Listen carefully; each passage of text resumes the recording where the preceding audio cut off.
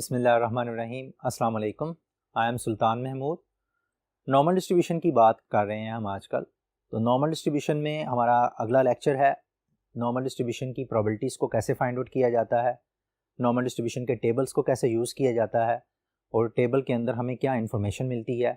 आज के लेक्चर के अंदर हम ये सीखेंगे, जिसमें हमारे पास स्टैंडर्ड नॉर्मल रैंडम वेरिएबल की वैल्यू अगर मौजूद हो तो नॉर्मल डिस्ट्रीब्यूशन का टेबल किस तरह से यूज़ करते हैं और उसके लिए कौन से थ्योरम जो है हम इस्तेमाल करेंगे ताकि हम अपनी एक्सरसाइज के क्वेश्चंस की तरफ आएँ और उनको सोल्व कर सकें। सो फर्स्ट ऑफ ऑल हम नॉर्मल डिस्ट्रीब्यूशन के टेबल की तरफ चलेंगे। Use of standard normal tables. 3 तरह के टेबल्स हमारे पास अवेलेबल होते हैं। आज जो है हम पहले एक ही किस्म का टेबल जो है वो सिलेक्ट करेंगे, वो होगा cumulative probability density function table. Cumulative probability density function मैंने आपको लास्ट टाइम बताया था प्रोबेबिलिटी डेंसिटी फंक्शन के बारे में कि probability of z less than equal to some specific value जो है वो आपको प्रोबेबिलिटी डेंसिटी फंक्शन देता है। तो प्रोबेबिलिटी डेंसिटी डिस्ट्रीब्यूशन फंक्शन जो है उसके लिए कैसे करते हैं, फर्स्ट करें आपके पास probability z is less than equal to 2.45। आपको z की वैल्यू 2.45 दी गई है और आपसे पूछा गया है कि इसकी प्रोबेबिलिटी क्या होगी। हमारा प्रोबेबिलिटी का टेबल अवेलेबल है, z का टेबल अवेलेबल है, क्यूमुलेटिव प्रोबेबिलिटी डिस्ट्रीब्यूशन फंक्शन का टेबल अवेलेबल है। उस टेबल को यूज़ करके हम ये प्रोबेबिलिटी फाइंड आउट कर सकते हैं।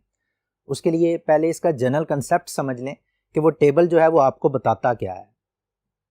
मसलन ये वाली वैल्यू है, जब मैं z का डिस्ट्रीब्यूशन बनाता हूँ तो z की डिस्ट्रीब्यूशन में आपके पास इस तरह से सिचुएशन चलती है, बिल्कुल नॉर्मल डिस्ट्रीब्यूशन जैसे x की हम नॉर्मल डिस्ट्रीब्यूशन लिखते थे। हमें ये पता है कि ये आपके पास z की डिस्ट्रीब्यूशन है, इसकी कर्व भी बिल्कुल नॉर्मल ही की तरह है, वही चीज़ है। सिर्फ इसमें डिफरेंस ये है कि यहाँ पर हाईएस्ट पॉइंट के ऊपर यहाँ पर 0 आ जाता है और ये आपके पास z वैल्यूज़ चलती हैं। x वैल्यूज़ में वहाँ पर x होता था, यहाँ पर म्यू आता था और म्यू पे हाईएस्ट पॉइंट होता था। लेकिन जब हम z की बात करेंगे तो z का जो नॉर्मल डिस्ट्रीब्यूशन की कर्व है वो इस तरह से बनती है कि दरमियान में आपका 0 आता है और 0 से इधर जो है वो z की वैल्यूज़ पॉजिटिव होती हैं, इधर z की वैल्यूज़ जो है वो नेगेटिव होती हैं। बिल्कुल एरिया का कंसेप्ट बिल्कुल वैसा ही है कि इस 0 से इधर वाला एरिया भी 0.5 है और इस 0 से इधर वाला एरिया भी 0.5 है। दोनों एरियाज़ भी सेम है, बिल्कुल वैसे ही है। सिर्फ क्या है कि एक टेबल हमें मिल गया है जिसका मीन 0 है और स्टैंडर्ड डेविएशन जो है वो 1 है। अब फर्ज करें आपको 2.45 पे z की वैल्यू आपको चाहिए, तो आप पहले तो ये देखें डायग्रामेटिकली इसको कैसे शो करना है। आप पहले z स्केल बनाएंगे z की वैल्यूज़ वाला, फिर इसके साथ ये वाली नॉर्मल डिस्ट्रीब्यूशन बनाएंगे। यहाँ से आप हाईएस्ट पॉइंट से यहाँ पर 0 के ऊपर जो है वो उसको मार्क कर देंगे। इसके बाद आपने यह देखना है कि आपके पास जो वैल्यू जिस वैल्यू के अगेंस्ट आपसे प्रोबेबिलिटी पूछी हुई है वो z के राइट साइड पे फॉल कर रही है या z के लेफ्ट साइड पे फॉल कर रही है। इस चीज़ को ऑब्जर्व करने के लिए z जो आपका 0 है, 0 से राइट साइड की तरफ अगर आप देखेंगे तो ये आपका 2.45 ऑलमोस्ट यहाँ पर फॉल करता है, 2.45। जो कि मैंने पहले भी बात की थी कि z की वैल्यूज़ आमतौर पर +3 और -3 के दरमियान चलती है। जो हम नॉर्मल डिस्ट्रीब्यूशन कंप्लीट करते हैं z की मैक्सिमम वैल्यू जो है वो 3 तक चलती है और z की मिनिमम वैल्यू जो है वो नेगेटिव वैल्यूज़ -3 तक चलती हैं। तो ये मैंने जो है इसको इस डिस्ट्रीब्यूशन को टेल के नज़दीक रखा है 2.45। अगर आप ये वाली प्रोबेबिलिटी मालूम करना चाहते हैं 2.45 तो इसके अगेंस्ट जो है पहले आप इस तरह से डायग्राम फर्ज कर लें बनाते हैं। ये आपका ऑर्डिनेट है, पहले भी बात हुई है। अब आप चाहते हैं ये हैं कि इससे पीछे वाला एरिया जो है, हमने बात की थी प्रोबेबिलिटी डेंसिटी फंक्शन में प्रोबेबिलिटी का मतलब है एरिया फाइंड आउट करना। तो आप करना क्या चाह रहे हैं कि उस 2.45 से पीछे वाली वैल्यू का एरिया फाइंड आउट करना चाहते हैं। तो उसके लिए आप यूँ समझ सकते हैं, ये ऐसे हो जाएगा, ये एरिया आपकी रिक्वायरमेंट है।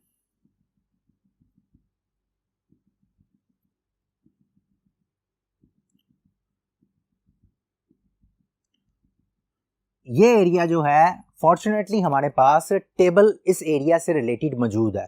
वो टेबल आपके पास किस तरह का होगा, जब आपके पास आप बुक के अंदर टेबल को अगर चेक करेंगे या कहीं किसी भी बुक के अंदर जो टेबल्स दिए हुए हैं उसके अंदर आपने cumulative distribution function, normal cumulative distribution function वाला टेबल देखना है। उस टेबल की हेडिंग कुछ इस तरह से होगी, probability of z less than equal to z is equal to -∞ to z और यहाँ पर 1/2 pi e raise to power minus z square by 2 d of z. ये वाला टेबल जो है जिसकी हेडिंग ये होगी उस टेबल की, ये टेबल आपने ऑब्जर्व करना है। इस टेबल के अंदर आप 2.45 जो है वो लोकेट करेंगे। अब वो 2.45 लोकेट कैसे करना है उसको लोकेट करके देखते हैं। हमारा टेबल जो है बुनियादी तौर पर, पहले मैं इसका जनरल स्ट्रक्चर आपको बता दूं। टेबल जो है वो बुनियादी तौर पर इस साइड के ऐसे टेबल बना हुआ है यूं। यहाँ पर जी की वैल्यूज हैं, यहाँ पर फर्ज कर लें कि ये 2.3, 2.4, 2.5, 2.6, 2.7 लिखा हुआ है। और यहाँ पर आपके पास जो है 0.01, 0.02, 0.03, 0.04,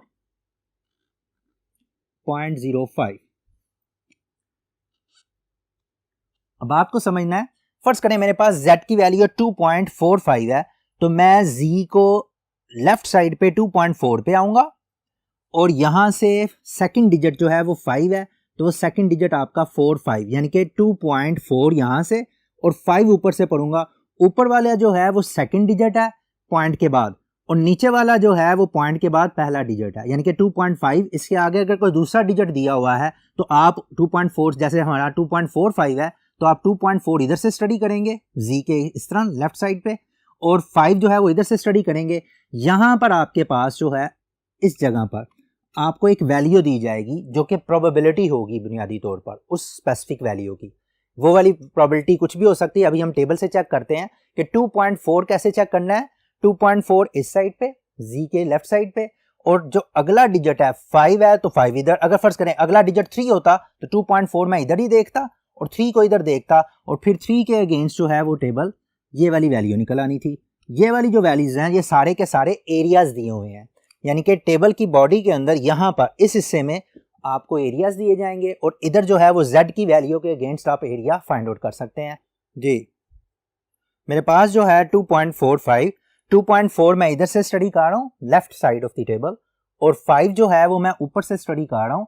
तो ये मेरे पास 2.45 के अगेंस्ट जो वैल्यू निकलती है वो है जी मेरे पास 0.92, 0.99286, 0.99286। दूसरे लफ्जों में यहां पर जो वैल्यू पड़ी हुई है मेरे पास टेबल में वो है 0.99286। आप ये कह सकते हैं कि ये वाली प्रोबेबिलिटी जो है, this probability is equal to 0.99286। Table से वैल्यू मैंने आपको बताई कि आप पहले लेफ्ट साइड पे टेबल को देखेंगे, फिर आप ऊपर से देखेंगे लेफ्ट साइड पे 2.54 और इधर से आप 5 पढ़ेंगे और उनके इंटरसेक्शन के ऊपर जो आएगा वो आपके पास वैल्यू आ जाएगी। ये वाली वैल्यू जो है वो आपकी रिक्वायर्ड प्रोबेबिलिटी होगी। एक चीज ये ज़हन में रहे कि ये वाला टेबल जो मैंने आपको रेफर किया है, ये टेबल हमेशा उस स्पेसिफिक z की उस वैल्यू से कम की प्रोबेबिलिटी निकालेगा। अगर फर्ज करें आपको प्रोबेबिलिटी ये निकालनी पड़ जाए,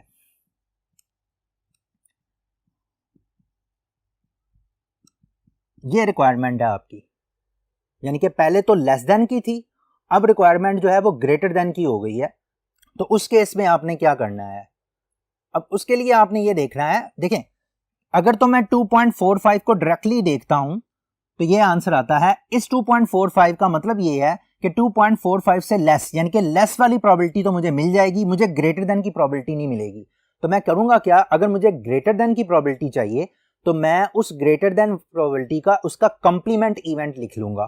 अब कंप्लीमेंट इवेंट क्या होता है, उसके बिल्कुल ऑपोजिट इवेंट लिख लूंगा। दूसरे लफ्जों में मैं इसको इस तरह से भी लिख सकता हूं, probability of z greater than equal to 2.45 is equal to 1 minus probability of z less than 2.45।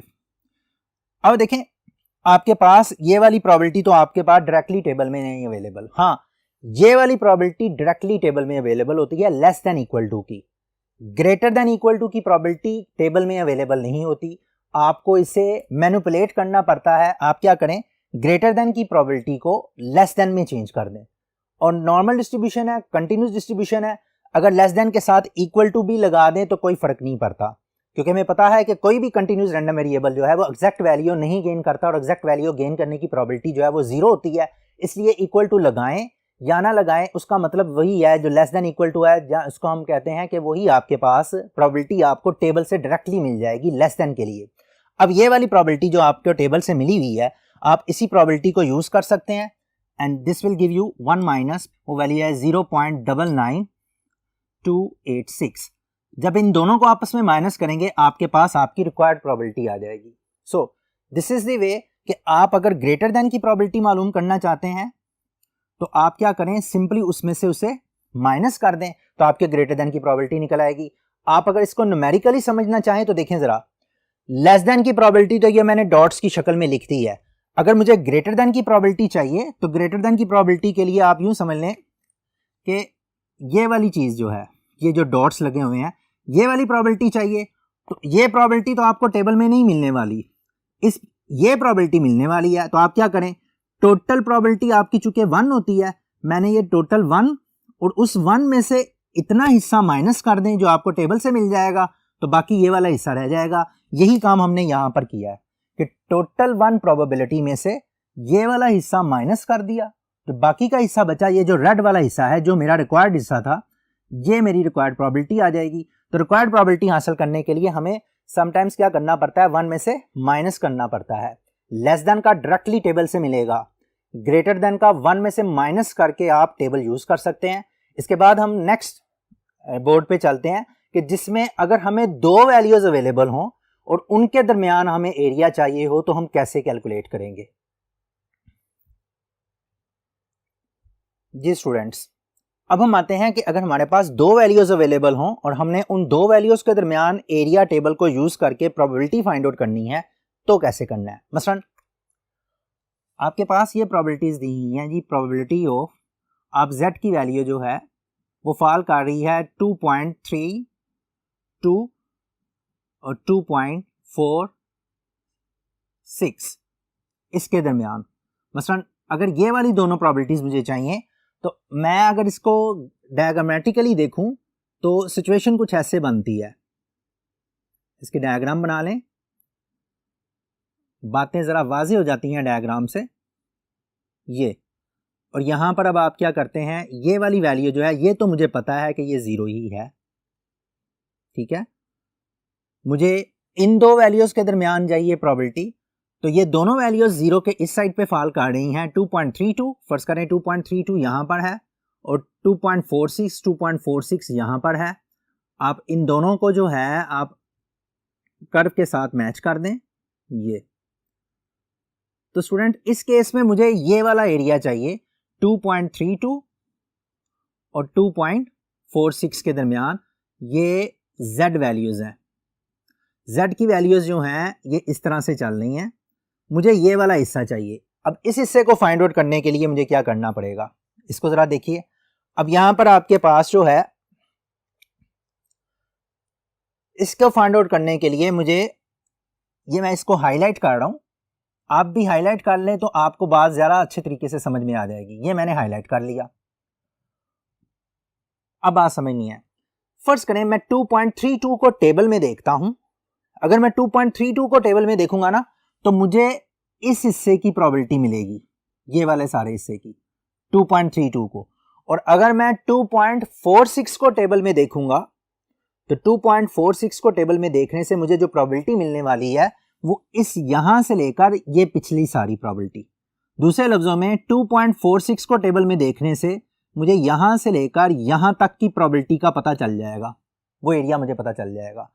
और अगर मैं 2.32 को देखूं टेबल में तो मुझे यहां से लेकर यहां तक की प्रोबेबिलिटी का पता चल जाएगा। अब इसका मतलब है कि दोनों वैल्यूज को टेबल में देखा जा सकता है, लेकिन दोनों वैल्यूज जो हैं वो हमें रिक्वायर्ड प्रोबेबिलिटी हमें नहीं देंगी। दोनों वैल्यूज को टेबल में ही देखा है लेकिन हमारी रिक्वायर्ड प्रोबेबिलिटी अभी भी बाकी है। तो उसका मतलब ये है, रिक्वायर्ड प्रोबेबिलिटी तो ये है ना, आप क्या करें कि ये वाली प्रोबेबिलिटी इसको इसमें से माइनस कर दें 2.32 में से, तो आपके पास बाकी ये हिस्सा बच जाएगा, ये आपकी रिक्वायर्ड प्रोबेबिलिटी आ जाएगी। तो 2.32 और 2.46 के दरमियान अगर आपको एरिया चाहिए तो आप पहले जो लार्जर नंबर है 2.46 उसकी प्रोबेबिलिटी मालूम कर लें। दूसरे लफ्जों में आप ये कह सकते हैं, इसको आप इसको यूं भी लिख सकते हैं, प्रोबेबिलिटी ऑफ z आप पहले निकाल लें 2.46 माइनस प्रोबेबिलिटी ऑफ z 2.32। ठीक हो गया, यानी कि जो लार्जर नंबर है उसकी प्रोबेबिलिटी पहले निकाल लें और जो दूसरा नंबर है उसकी प्रोबेबिलिटी बाद में निकाल लें। फिर दोनों प्रोबेबिलिटीज को अगर आप माइनस करेंगे तो आपकी रिक्वायर्ड प्रोबेबिलिटी आपके सामने आ जाएगी। तो 2.46 भी टेबल में देखा जा सकता है, लेकिन जब मैं 2.46 को टेबल में देखता हूं तो उसका मतलब वो लेस देन की प्रोबेबिलिटी प्रोवाइड करता है। और 2.32 को भी टेबल में देखा जा सकता है, तो वो भी आपके लेस देन की प्रोबेबिलिटी प्रोवाइड करता है। इन दोनों को आप टेबल में चेक कर लें। देखें, अगर टेबल हमारे पास अवेलेबल हो, जब मैं 2.46 को देखता हूं टेबल में, तो 2.46 के लिए मेरे पास प्रोबेबिलिटी बनती है 0.99305। ये प्रोबेबिलिटी आएगी 0.99305। और 2.32 की प्रोबेबिलिटी, 2.32 को मैं लेफ्ट साइड से पढ़ूंगा और 2 अगले डिजिट को मैं राइट साइड से यानी कि ऊपर हॉरिजॉन्टली पढ़ूंगा, तो उस केस में मेरे पास जो है प्रोबेबिलिटी निकल आएगी 0.32 के लिए 0.98983। 0.98983 इन दोनों को माइनस करूंगा तो मेरी रिक्वायर्ड प्रोबेबिलिटी मेरे सामने आ जाएगी। यानी कि प्रोबेबिलिटी अगर आप मालूम करना चाहते हैं इन दोनों वैल्यूज के दरमियान, तो ये असूल जो है वो आपने जहन में रखना है कि बड़ी वैल्यू जो आपके पास आ रही है पहले उससे रिलेटेड टेबल चेक कर लें, और फिर जो छोटी वैल्यू आ रही है उससे रिलेटेड टेबल चेक कर लें, और दोनों वैल्यूज को आपस में डिफरेंस लें। आपकी रिक्वायर्ड प्रोबेबिलिटी जो है वो आपके सामने आ जाएगी। This is your required probability. अब ये 3 केसेस जो हैं हमने डिस्कस किए हैं कि अगर लेस देन किसी वैल्यू के आपकी प्रोबेबिलिटी आनी है तो वो डायरेक्टली टेबल से मिल जाएगी। मैं इसको थोड़ा समराइज कर रहा हूं। प्रोबेबिलिटी आप यूं समझ लें, probability of z less than equal to कोई स्पेसिफिक वैल्यू है तो वो डायरेक्टली टेबल से मिलेगी। आप सिर्फ वो टेबल से वैल्यू रीड करें, आपका required answer. Probability z greater than equal to a है तो that is equal to 1 minus probability of z less than a। ये भी आपको डायरेक्टली टेबल से मिलेगा। और फिर अगर प्रोबेबिलिटी जो है z वो 2 वैल्यूज के दरमियान है, मसलन a और b के दरमियान अगर आप फाइंड आउट करना चाहते हैं, तो that will be equal to probability of z less than b minus probability of z less than a। ये बुनियादी तौर पर 3 थ्योरम्स हैं जो हमारे पास इस शक्ल में आते हैं। इसको मैं डायरेक्टली जो आपकी बुक के अंदर जिन थ्योरम्स के साथ ये लिखा गया है, जिस नोटेशन के साथ लिखा गया है, मैं उस नोटेशन में भी ये लिख देता हूं। लेकिन फॉर द टाइम बिंग ये याद रखें कि मैंने तीनों केसेस को समराइज कर दिया है। पहला केस जब डायरेक्टली z की वैल्यू लेस देन हो तो वो डायरेक्टली टेबल से आप देखें। दूसरा केस ग्रेटर देन हो तो 1 में से माइनस करके देखें। यानी कि तीसरा केस अगर 2 वैल्यूज के दरमियान आपने z की वैल्यू की प्रोबेबिलिटी फाइंड आउट करनी है तो बड़ी वैल्यू में से, यानी कि बड़ी वैल्यू टेबल से चेक करें, माइनस स्मॉलर वैल्यू टेबल से चेक करें, उन दोनों को माइनस करें और उसके बाद उसके रिजल्ट को आप टेबल से चेक करें। तो यहाँ पर आपके पास जो है ये 3 केसेस आ जाते हैं। इसको हम 3 थ्योरम्स के तौर पर लिख सकते हैं। मसलन ये वाली जो चीज़ है यहाँ पर डायरेक्टली का मतलब ये है कि आप इसको यूं भी लिख सकते हैं, probability of z is less than a is equal to phi of a। ये फाई ऑफ a जो है हमने लास्ट लेक्चर में मैंने बताया था कि क्यूमुलेटिव प्रोबेबिलिटी डेंसिटी फंक्शन के लिए यूज किया जाता है फाई ऑफ a, जिसके ऊपर ये इस तरह का फाई बन जाता है। और इसी तरह से ये वाली चीज जो है इसको आप लिख सकते हैं 1 minus phi of a। Phi of a तो आपने देखना है लेकिन उसको 1 में से माइनस करना पड़ेगा। तीसरा केस आपके पास ये है कि प्रोबेबिलिटी ऑफ ये वाली चीज phi of b minus phi of a। इन तीनों केसेस को देखें, phi of a 1 minus phi of a, phi of b minus phi of a। ये वाली प्रोबेबिलिटी जो है ये 2 वैल्यूज के दरमियान है। ये आपके पास थ्योरम्स आ जाते हैं। इसको आप थ्योरम की हेडिंग दे दें, इंपॉर्टेंट थ्योरम्स।